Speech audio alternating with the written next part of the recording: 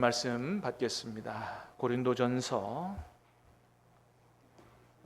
신약성경 고린도전서 1장 18절부터 31절 마지막 절까지입니다.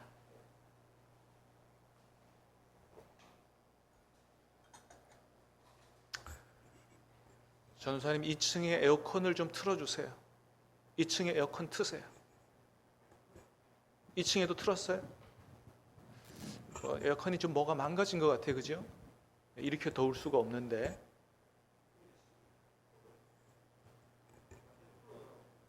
위에 것도 돌아가고. 근데 지금 28도거든. 에? 망가진 건 아니고 조금 더 일찍 돌렸어야 되네. 예. 조금 있으면 시원해진답니다. 예, 고린도전서 1장 18절에서 31절까지 저와 여러분이 말씀을 교독해서 받들어 읽겠습니다. 십자가의 도가 멸망하는 자들에게는 미련한 것이요 구원을 받는 우리에게는 하나님의 능력이라.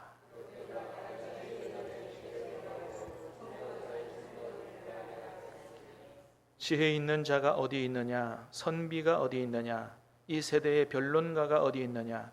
하나님께서 이 세상의 지혜를 미련하게 하신 것이 아니냐?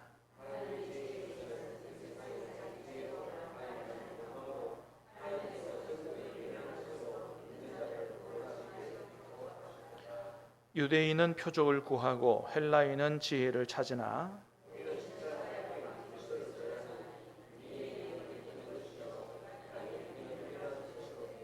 오직 부르심을 받은 자들에게는 유대인이나 헬라인이나 그리스도는 하나님의 능력이요 하나님의 지혜니라.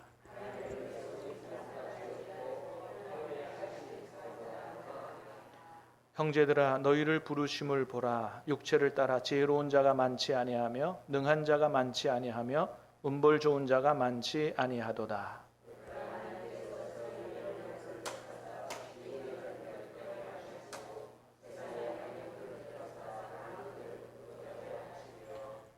하나님께서 세상에 천한 것들과 멸시받는 것들과 없는 것들을 택하사 있는 것들을 폐하려 하시나니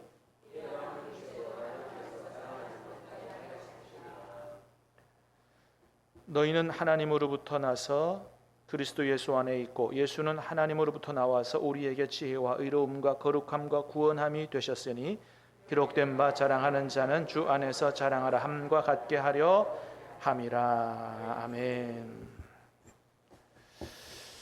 예, 좀 많이 덥죠? 예, 하나님 오늘 특별히 우리 훈련하신다 그렇게 생각하고 나는 아무리 더워도 말씀 듣다가 집에 안 간다 그렇게 마음 잡수시고 말씀 듣고 기도하겠습니다. 조금 있으면 시원해진다 그러니까. 자, 여러분 오늘 우리가 읽은 말씀은 지난주 수요일에 들었던 말씀하고 연결되는 말씀입니다. 지난주 수요일에 들었던 말씀이 어떤 말씀인지 기억이 나세요? 고린도 교회 안에 분열과 분쟁이 있었다. 몇 개 파로 나누어져서 서로 다투고 싸웠다고요? 4개 파로 나눠져 있었다. 그죠? 바울파, 아볼로파, 게바파, 그리스도파. 4개 파로 나눠져서 그렇게 다투고 싸웠다. 이유가 뭐라고요? 고린도 교회가 예수님 중심으로 신앙생활 못하고 사람 중심으로 모이고 그렇게 했기 때문에 그랬습니다. 그래서 교회가 같은 생각, 같은 말, 같은 뜻으로 온전히 하나 되기 위해서는 오직 누구 중심으로? 예수님 중심으로. 예수님 중심으로 신앙생활을 할 때에만이 온전히 하나 될 수 있다. 우리 그런 말씀을 들었습니다. 그래서 우리가 구원받은 것도 누구 안에서 구원받았다고요? 예수님 안에서 구원받았다. 우리가 만나게 된 것도 누구 안에서? 예수님 안에서. 우리가 하나님을 아버지라고 부르고 영원한 천국 가족이 된 것도 누구 안에서? 예수님 안에서 이루어진 것이다. 믿습니까? 네, 바울 안에서 이루어진 게 아니에요. 베드로 안에서 이루어진 게 아니에요. 아무리 훌륭하고 아무리 탁월한 목사님이 있어도 그 목사님 안에서 이루어진 게 아니라 말이죠. 예수님 안에서 이루어진 것이다. 할렐루야. 그러므로 여러분, 교회는 오직 예수님이 주인 되시고 예수님이 최고가 되셔야 되는 줄로 믿습니다. 그래서 성도들이 마음조차 하나 되기 위해서는 오직 교회 안에서는 제일 누구를 부르고? 예수님 부르고 예수님을 최고로 앞세우고 예수님 중심으로 그렇게 신앙생활을 해야 된다라고 하는 거죠. 여러분, 그렇습니다. 그래서 오늘 본문이 그런 내용인 지난 주 수요일의 말씀과 연결되는 말씀이기 때문에 오늘 말씀이 바로 그 말씀하는 겁니다. 지난주에 교회 안에 4개 파가 있었는데 이 4개의 파된 교회가 마음조차도 하나 되는 교회가 되기 위해서는 오직 누구 중심으로? 예수님 중심으로 신앙생활을 해야 된다. 오늘 본문이 바로 그 얘기하는 거예요. 고린도 교회 안에 있는 4가지 분파, 분열을 해결하고 치유하는 방법은 오직 예수님이다. 이 얘기를 하는 것입니다. 자, 오늘 18절 말씀입니다. 시작. 십자가의 도가 멸망하는 자들에게는 미련한 것이요 구원을 받는 우리에게는 하나님의 능력이라. 자, 뭐가 구원을 받는 우리에게는 하나님의 능력이라 그랬습니까? 십자가의 도가 우리에게는 하나님의 능력이라는 거예요. 멸망받는 자들에게는 미련한 것처럼 보이지만은 구원받는 우리에게는 하나님의 능력이다. 그렇습니다.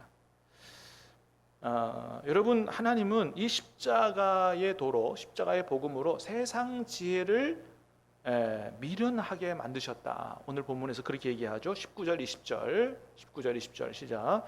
기록된 바 내가 지혜 있는 자들의 지혜를 멸하고 총명한 자들의 총명을 폐하리라 하였으니 지혜 있는 자가 어디 있느냐? 선비가 어디 있느냐? 이 세대의 변론가가 어디 있느냐? 하나님께서 이 세상의 지혜를 미련하게 하신 것이 아니냐. 자, 하나님 말씀하시기를 십자가의 도가 우리에게는 하나님의 능력인데 세상의 지혜를 멸하고 세상의 총명한 자들의 총명을 폐할 것이다. 지혜 있는 자가 어디 있고 선비가 어디 있느냐? 세대의 변론가가 어디 있느냐? 하나님께서 이 세상의 지혜를 미련하게 하신 것이 아니냐. 하나님은 이 말씀을 통해서 우리에게 분명히 말씀합니다. 세상의 지혜와 능력은, 세상에서 말하는 지혜와 능력은 참 지혜와 능력일 수가 없다는 거예요. 진짜 참 지혜와 능력은 뭐가 참 지혜와 능력이다? 십자가의 도, 십자가의 복음, 십자가의 예수님이 참 지혜와 능력이다 라는 거예요. 믿습니까? 여러분, 다른 사람은 몰라도 우리가 이것을 확실히 깨닫고 이걸 확실히 믿어야 돼요. 그리고 예수님 안에서 진짜 능력 있는 삶을 살아야 되는 거거든요. 여러분, 하나님 말씀하셨으니 거짓이 아닌 줄로 믿습니다. 예수님 안에서 우리가 진짜 능력을, 진짜 참 지혜를 발휘하고 살 수가 있다. 여러분, 어떤 의미에서 여러분 세상에 얼마나 똑똑하고 얼마나 능력 있는 사람들이 많아요. 근데 그거 다 예수님 앞에서는 다 미련한 것이다. 진짜 능력은 십자가의 도고 십자가의 복음이다. 어떤 의미에서 진짜 십자가가 능력이고 십자가가 지혜입니까? 저는 우리 국회를 볼 때마다 그런 생각이 들어요. 야, 세상의 바보들이 다 저기 모여 있구나. 그런 생각이 듭니다. 여러분은 그 국회의원들 볼 때, 국회 하는 거 볼 때, 여러분 어떤 생각이 드세요? 제가 볼 때 다 진짜 바보들 다 저기 모여 있다, 그런 생각이 들어요. 여러분, 국회가 어떤 곳이에요? 그래도 국회의원 되려면 우리나라에서 제일 똑똑하다는 사람들이 선출되고 그런 사람들이 모여 있는 곳이 그게 국회예요. 그래서 국회의원들 출신 대학들을 보면 거의 다 명문 대학 출신이죠. 그 세상에서 제일 똑똑한 사람들 모아놓은 집합체라고 해도 과언이 아니에요. 그런데 하는 거 보면 하나같이 어린 애들보다도 못한 사람들이 많다 이겁니다. 회의하는 거 보면 여러분 서로가 그렇게 사실 잘난 사람들 아닙니까? 그러면 뭐 어쨌든 존경까지는 안 한다고 해도 좀 존중이라도 좀 서로 해야 되는데 그런 게 하나도 없어요. 그런 게. 상대방이 얘기하면 어때요? 그래도 국민의 대표로 뽑혀 나왔고 공부도 좀 한 사람이고 똑똑한 사람 지금 이야기를 잘 들어봐야 될 거 아니에요. 근데 상대방이 이야기를 들으려고 조차도 하지 않는다. 상대방이 얘기하면 그래도 누가 얘기해도 애가 얘기해도 좀 귀를 기울이고 들어야 되는 게 기본적인 매너 아니에요? 근데 그런 매너도 못 지킨다는 거죠. 여러분 초등학교 회의 가서 지켜봐도요 저렇게까지 안 할 것 같아요. 초등학교 아이들 회의가 훨씬 더 지혜롭다니까요. 훨씬 더 매너가 있다니까요. 때로 상대방의 얘기가 맞으면 어떻게 해요? 맞다고 인정을 해줘야 그게 도리 아니에요. 그런데 국회의원들 어때요? 자기가 속한 당의 당론 따르느라고 억지로 거부하고 억지 주장을 펼칩니다. 우리가 보기에도 야 진짜 저건 말도 안 되는 억지 주장이다.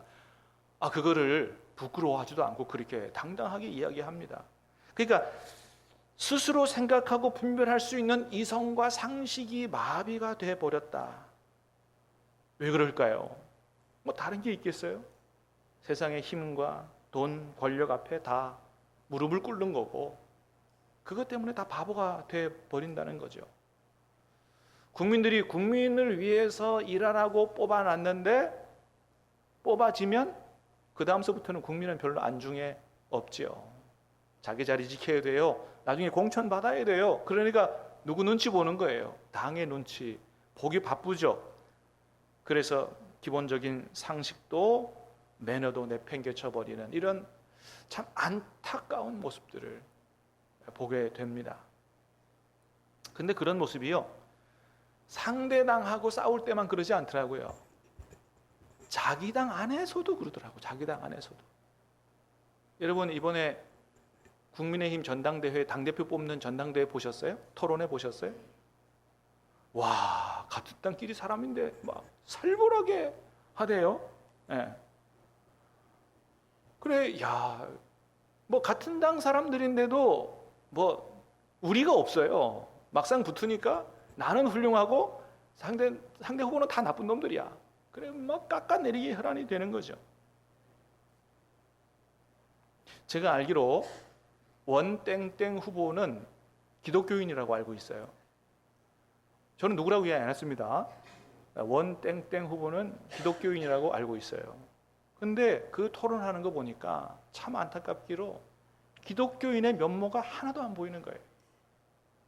오히려 다른 사람보다 더 나서서 상대 후보를 비방하고 근거 없는 비방을 늘어나요. 여러분 그리스도인이라면 기본적으로 어떤 마인드가 있어야 돼요? 사랑과 섬김의 마인드가 있어야 될 거 아니에요. 그리스도인이라면 어떻게 해요? 예수님의 사랑으로 사랑하고 예수님의 섬김으로 섬기고자 하는 마인드가 있어야 될 거 아니에요. 그러면 그런 마인드를 가진 사람이라면 그런 사람이 당대표를 나간다고 한다면 상대방을 비난하고 깎아내리기보다는 어떻게 해야 돼요? 내가 어떻게 하면 당과 국민을 바르게 섬길 것인가에 대한 무슨 비전이 있어야 될 거 아니에요. 비전을 내놓는, 대안을 내놓는 이런 얘기를 해야 되지 않겠습니까? 그런데 그런 거 별로 안 하더라고요. 그냥 다른 사람 깎아내리기 오죽하면 이번 국민의힘 당대표 선거 토론회에서 오히려 윤상현 의원 재발견이라는 얘기가 나왔어요. 누군지 아시죠? 예, 그분 뭐 그렇게 많이 박수 받지 못하는 분이에요. 근데 그분이 재발견됐다는 거예요. 왜? 그분은 다른 사람처럼 막 깎아내리는 거 좀 덜 했거든요. 질문을 해도 조금 점잖게 하고. 예. 그래서 저 정도 매너면 사람이 됐다 이런 평가가 나와서 오히려 정말 국민들에게 소망을 주는 선거가 아니고 오히려 자기 스스로들 다 그냥 깎아먹는 이런 안타까운 토론회가 됐다는 거죠. 그 원땡땡 후보는 전국 수석했다는 사람이죠. 근데 그렇게 바보 같을 수가 없는 거예요. 여러분 제가 그분을 비호해서가 아니에요. 우리나라 정치계의 아주 중요한 자산이죠. 오래 했어요. 똑똑해요. 그리스도인 정치인이라면 좀 남달라야 되는데 왜 그렇게 세상에 나가서 인정받지 못하고 이렇게 소망을 주지 못하는 이런 사람이 돼버렸을까? 너무 안타까운 거죠.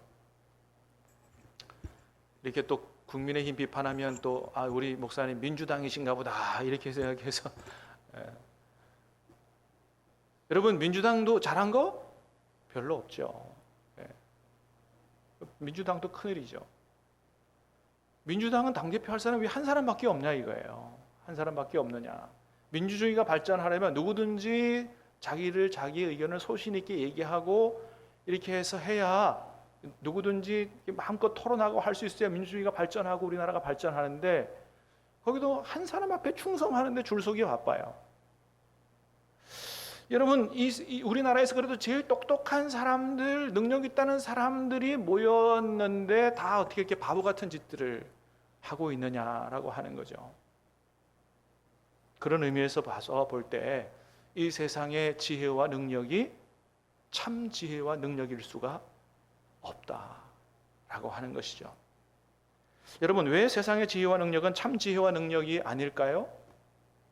세상의 지혜와 능력은 강자의 논리가 작용하기 때문에 그렇습니다. 그러니까 강한 것은 선이고 약한 것은 악이다. 이런 생각이, 이런 논리가 팽배해 있기 때문에 그렇죠. 강한 것은 아름다운 거고 약한 것은 패배자인 거고.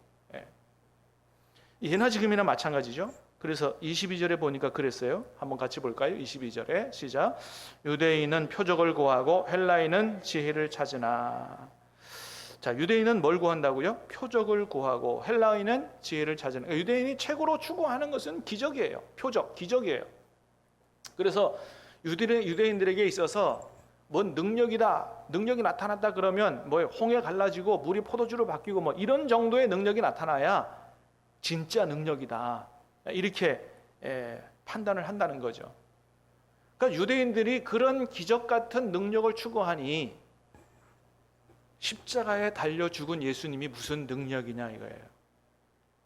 무기력하게 로마 군병들에 의해서 십자가에 달려서 못 박혀 죽은 예수님이 무슨 능력이고 무슨 지혜냐. 그래서 사도 바울 되기 전에 어떻게 했어요? 십자가에 달려 죽은 예수님을 그리스도라고 믿고 따르는 사람들을 잡아다가 옥에 가두고 죽이는데 열심을 낸 거죠. 유대인들은 저런 무기력한 예수는 그리스도라고 메시아라고 인정할 수가 없는 것입니다. 미련하고 조롱거리였죠. 여러분 그런 것은 헬라인들도 마찬가지라는 거예요. 여러분 헬라인들은 뭘 추구한다고요? 지혜를 추구한다. 저기 헬라인들은 그리스인을 얘기하는 거거든요. 그리스는 철학의 본산지입니다. 철학의 본산지. 철학이라는 말이 무슨 뜻이에요? 지혜를 사랑한다 이런 뜻이거든요. 그런 이 세상의 지혜, 이 세상의 똑똑함 이런 것들을 추구하는 그리스도인들 볼 때 마찬가지로 십자가에 달린 예수님은 미련한 것이고 바보 같은 거지 그걸 뭐 세상을 구원하는 하나님의 능력이나 구세주로 볼 수가 없는 것이죠. 여러분 그런데 23절 4절에 보니까 그랬어요. 같이 봅니다. 시작. 우리는 십자가에 못 박힌 그리스도를 전하니 유대인에게는 거리끼는 것이요 이방인에게는 미래라는 것이로되 오직 부르심을 받은 자들에게는 유대인이나 헬라인이나 그리스도는 하나님의 능력이요 하나님의 지혜니라. 자, 유대인들은 표적을 구하고 기적을 구하고 헬라인들은 지혜를 추구하지만 그걸 최고 가치로 두지만 우리는 뭘 전한다고요? 십자가에 못 박힌 그리스도를 전하니. 부르심을 받은 자들에게는 유대인이나 헬라인이나 그리스도는 하나님의 능력이요 하나님의 지혜다. 그러니까 하나님 모실 때 진짜 능력과 지혜는 뭐라고요? 십자가의 예수 그리스도. 그분이 바로 진짜 능력과 지혜다라고 하는 것입니다. 여러분 그러면 어떤 의미에서 세상의 지식, 지혜, 능력 다 비교도 안 될 정도로 진짜 하나님께서 보실 때 십자가의 예수님이 진짜 능력이고 지혜냐, 어떤 의미에서 그러냐라고 하는 것입니다. 첫 번째는 십자가는 우리 인간으로 하여금 나 자신이 죄인임을 깨닫게 하는 능력이 있습니다. 십자가를 바라볼 때 하나님의 놀라운 사랑을 깨닫게 되고 나는 구원받아야 될 용서받아야 될 죄인임을 깨닫게 하는 능력이 그 십자가에 있다라고 하는 것이죠. 여러분, 죄 없으신 예수님이 왜 십자가에 달려 죽으셔야만 했습니까? 그 우린 다 알죠. 여러분, 예수님을 메시아로 믿지 않는 세상 사람들도요, 예수님을 죄인이라고 말하지 않습니다. 오히려 예수님은 4대 성인 중에 한 분이라고 세상 사람들도 인정하고요, 그만큼 예수님이 훌륭하신 분인 것을 인정합니다. 성경에도 있는 것처럼 예수님을 직접 재판했던 빌라도도 예수님이 죽일 죄가 있다?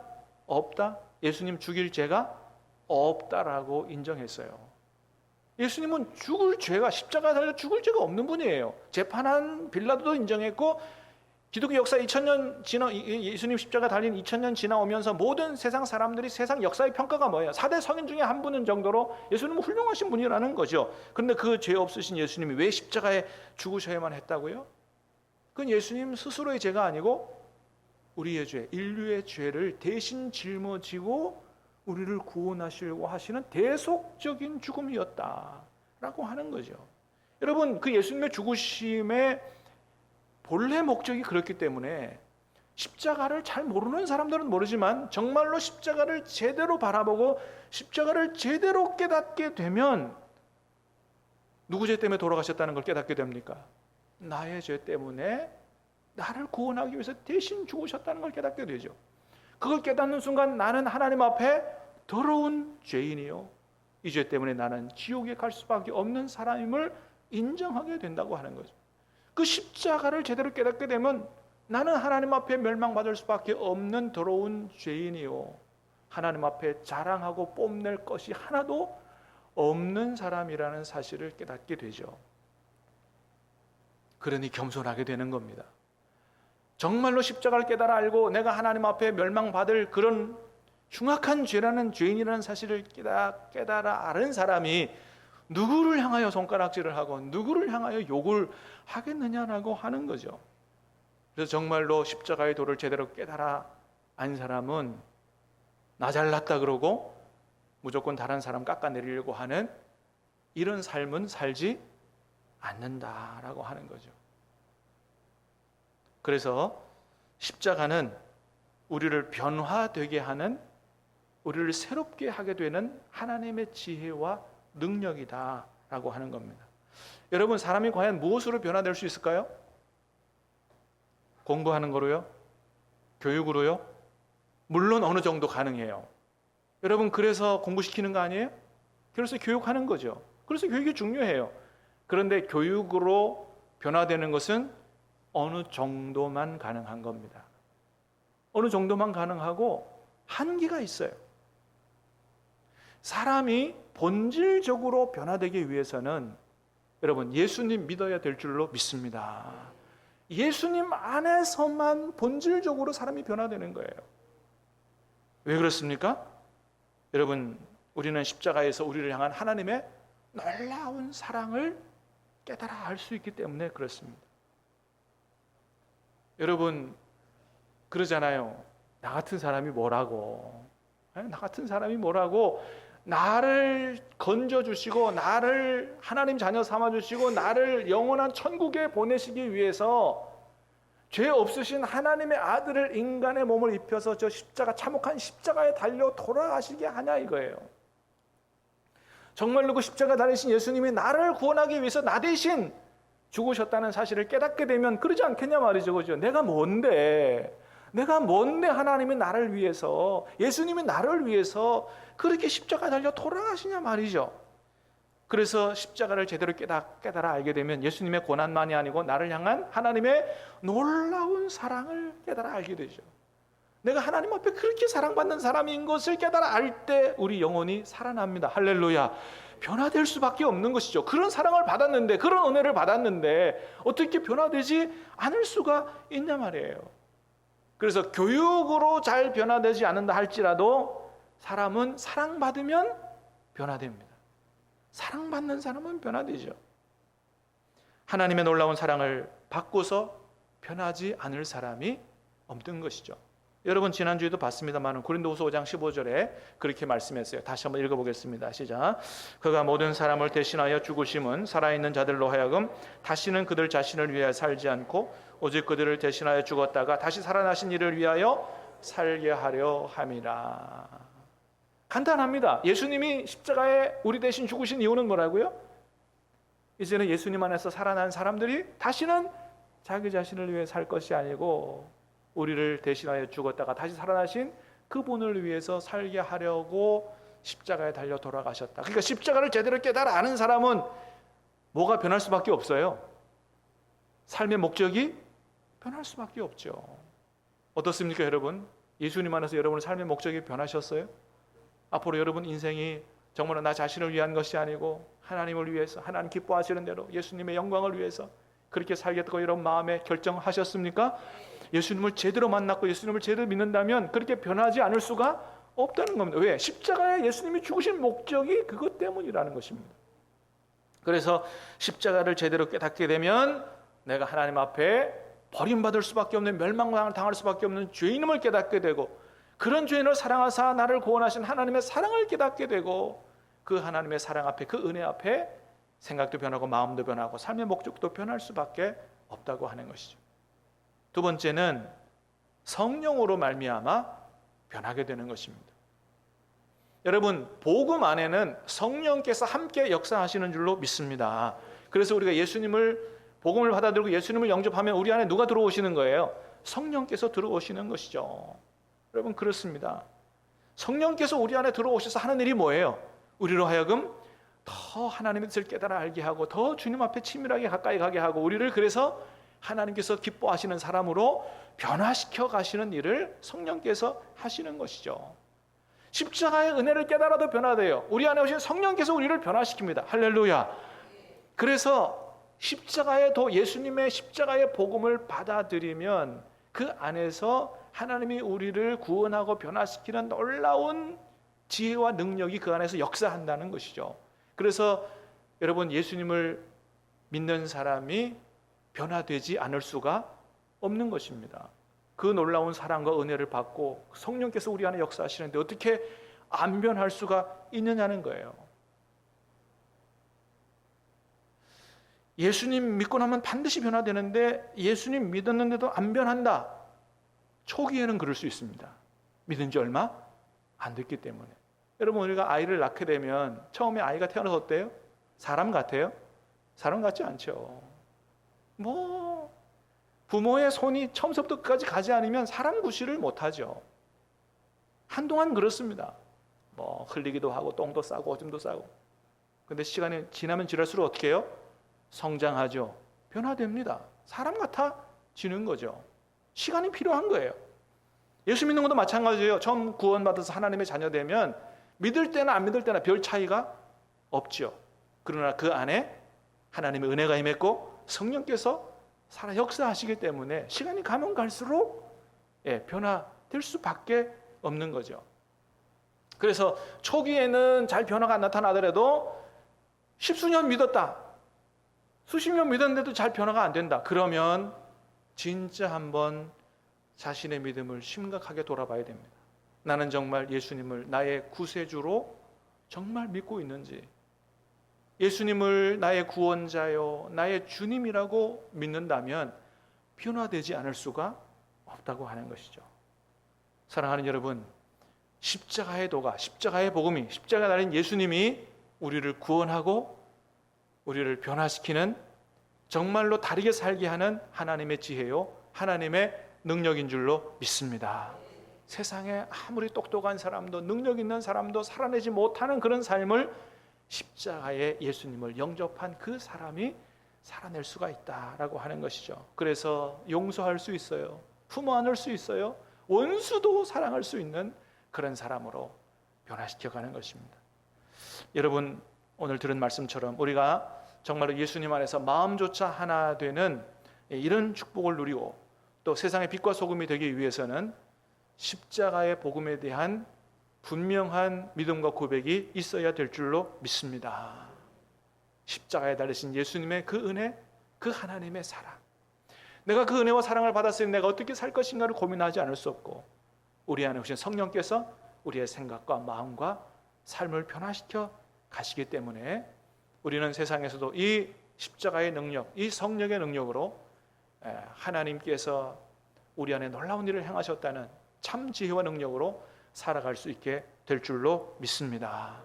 정말로 예수님을 믿고 우리 안에 계신 성령을 믿는다면 교회 안에서 서로 미워하고 다투고 분열하고 할 수가 없다는 거죠.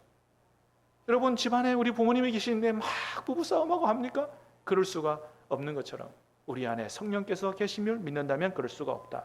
그러므로 사랑하는 여러분, 십자가의 복음으로 마음조차 하나됨으로 천국을 경험하고 누리는 우리 신함교회, 한국교회가 될 수 있기를 주님의 이름으로 축복합니다. 우리 같이 찬양하고 기도하겠습니다.